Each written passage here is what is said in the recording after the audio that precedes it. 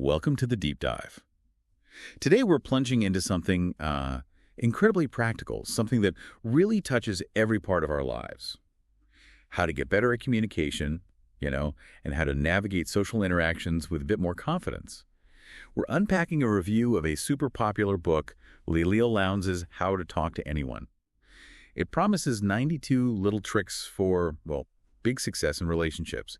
So our mission here is to pull out the most useful bits, the real nuggets, and see if these little tricks actually work. Do they deliver that big success? Yeah, and what's really interesting about Lowndes' approach is that it's not just theory, It's very hands-on. The book is structured into 92, really short chapters.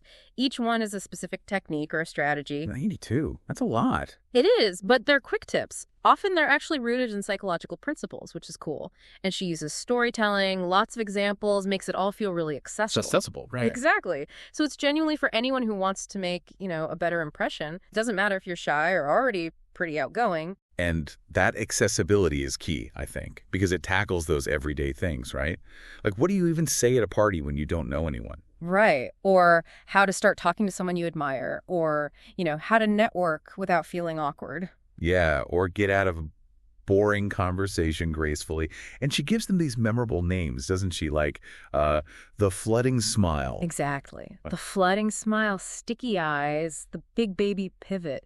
They sound a bit funny, maybe, but they stick in your head. They really do. It makes them easier to recall when you actually need them, I guess. For sure. And they're quite specific. Take the flooding smile, for instance. It's not just, smile immediately. Okay. What is it then? Well, the advice is to wait just a second or two when you first make eye contact, then let this big, warm smile sort of flood your face. Flood your face. Okay. Why? The idea is it makes the other person feel like the smile is just for them, It's special, not just some automatic social reflex. It comes across as much warmer, more genuine. Ah, I get it. So it shifts it from just being polite to feeling more personal. That's clever. What about sticky eyes? That one sounds a little intense. Yeah, it sounds, but it's not really. Sticky eyes just means holding eye contact maybe a fraction of a second longer than feels totally natural, even after the other person stops talking. Okay, so linger a bit. Just a tiny bit.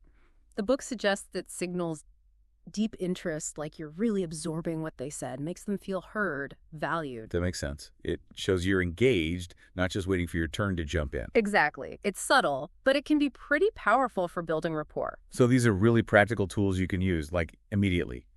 I can see how sticky eyes in a job interview could signal real engagement. Totally. Or the flooding smile, meeting a new client. It's about these small behavioral shifts having a potentially much bigger impact. Right. It's like Lowndes gives you a kind of playbook, a social cheat sheet almost. Yeah, pretty much. And it makes you more aware, too, right? Not just of what you're doing, but you start noticing these subtle cues in other people more, their body language, your own. It helps on both sides of the conversation. Okay, so the book sounds really useful. Definitely fast, fun, practical. But I do wonder, are there any downsides, any pitfalls? Does relying on these kinds of tricks ever make things worse? That's a really important question because, yes, while the book is full of useful stuff, not every tip works for everyone or, in every single situation. Like what? Well, some techniques, if you use them too much or too mechanically, maybe like mirroring someone too obviously, or some compliment tricks, you risk coming across as, rehearsed or even a bit fake. Ah, okay. So you could seem inauthentic. Exactly. There's a fine line there. The book does kind of encourage practice to find your own natural way with them, but it's a valid concern. Authenticity matters. Yeah, it's about integrating them, not just performing them. Precisely. And there's another thing to keep in mind. The advice definitely leans towards Western, maybe more extroverted social means. How so?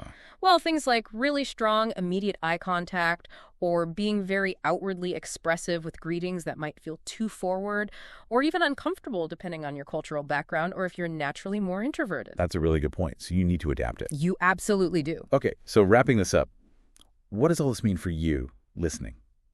This deep dive suggests how to talk to anyone is a really solid starting point if you want to boost your social confidence.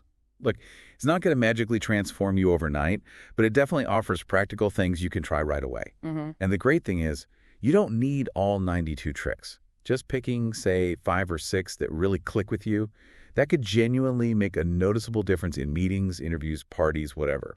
Yeah, absolutely. And connecting it to the bigger picture, I think the book really pushes us to think about connection itself. It gives you the tools, the techniques. But the real success, the real art, maybe, comes from how you adapt those tools, how you make them fit your personality, and how you navigate the cultural context you're in. Right. So maybe the question to leave you with is this. How do you take on these powerful new communication techniques, these useful tricks, but still stay true to yourself? How Yeah. do you balance effectiveness with authenticity, especially across different social situations and cultures? Something to think about.